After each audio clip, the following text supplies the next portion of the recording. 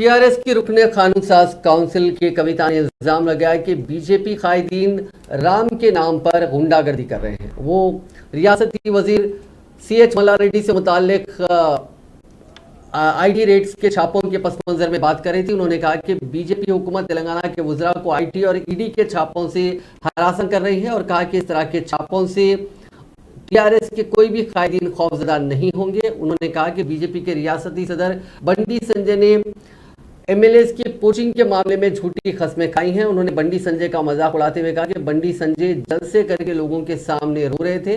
वो 4 जुम्मे को कामारेड्डी में मुनक़िदा पार्टी इजलास से खिताब करी थी। उन्होंने ये जानने की कोशिश की कि BL संतोष को SIT नोटिस के खिलाफ बीजेपी हाईकोर्ट से क्यों रुजू हुई। अगर आप साफ सुथरे हैं और कोई गलती नहीं की है तो डरने की क्या जरूरत है। उन्होंने कहा कि बीजेपी कायदीन TRS कायदीन को खरीदने की कोशिश कर रहे हैं और राम के नाम पर गुंडागर्दी का सहारा ले रहे हैं।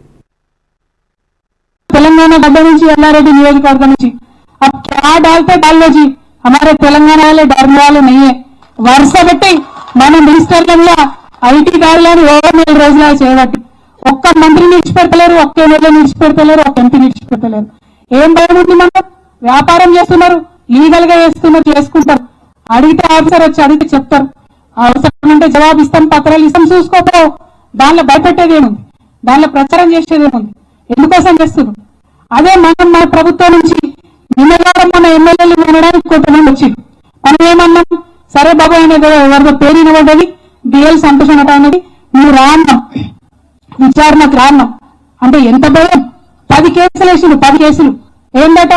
మన దగ్గర దొరికిన దొంగల మీద మనం విచారణ చేయొద్దట, అసలే విచారణ చేయొద్దట, కోర్టుకు పోయి ఆగబట్టుకున్నాం।